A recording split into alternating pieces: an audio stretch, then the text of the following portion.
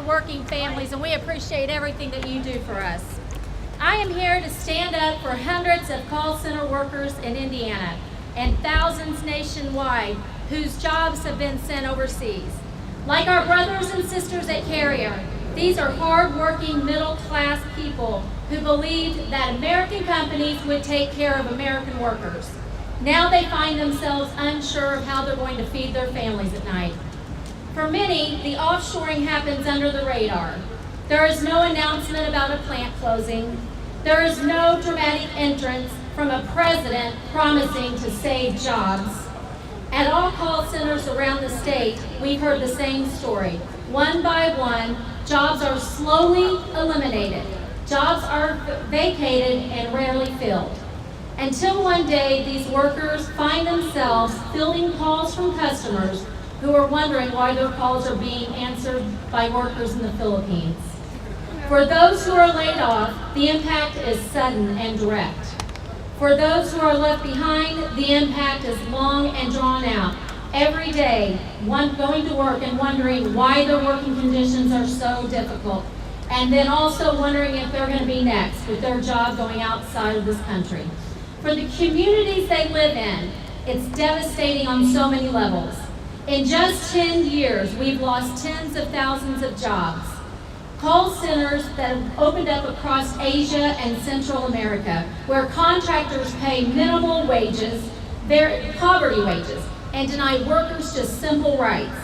Under these conditions, American consumers' personal and financial information is at risk. Their identity theft. All of this for what? To cut labor costs and to boost corporate profits and so executives could get bonuses. At CWA, we are working hard to pass legislation in this great state and in Washington that would support and save call center jobs and protect consumers. I would now like to introduce two hard-working women who can tell us firsthand how offshoring call center jobs has impacted our communities. Daniel Collier Brewer and Sharon Smith Vaughn work in call centers in Indiana. Hello, everybody. How are you doing? I'm Danielle Brewer Collier, and I represent CWA Local 4900, AT&T working members. All CWA, hello.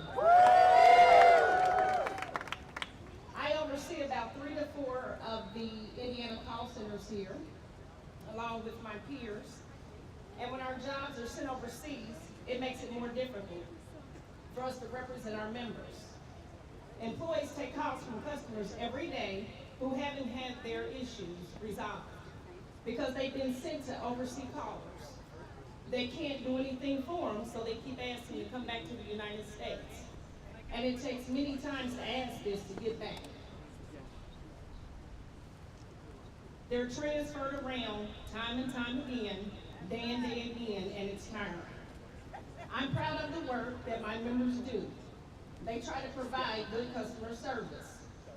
AT&T, we work for, are making it harder and harder for us to do our jobs. And the worst part is, they don't seem to care whether we're doing a good job or not. All they care about is the bottom line. Every quarter, I see jobs eliminated and sent overseas. Our diversity is leaving every day. My coworkers and I wonder if we will be next. I listened to Donald Trump when he promised that he would save American jobs. I'm still listening and waiting for him to deliver. Thank you.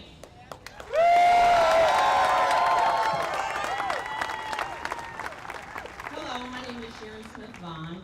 I've been a call center worker for 27 years in Indiana. I started working in a call center in 1989. When I started working, there were over 300 co-workers there. Now there are approximately 25 of us. That's a lot of empty seats that are filled by countries overseas like India or Vietnam. The corporation runs our call center, the corporations that run our call centers, they don't care about us and they don't care about the work that we do. As Danielle mentioned, we have a lot of calls with frustrated customers who need help cleaning up messes that the workers overseas at call centers have a lack of training and have no way of dealing with it. In the worst case scenario, we have had overseas call centers who have collected Social Security numbers and sold them online. The corporations are using them too. They're not our enemies. They pay them next to nothing, and they expect them to do equal work. Some customers that we talk to come to us because they have been begging to get into the U.S. for us to help them. We are frustrated, they're frustrated, and we're doing our best to help them. But the truth of the matter is, there are not enough American workers to send them to. When I first started at the call center, it wasn't hard to find jobs that paid enough to support your family. Nowadays, those jobs are few and far between. Something's got to change. We need politicians on our side. We need corporations that care about our nation. And we need corporations that invest in our economy. We need good American jobs right now.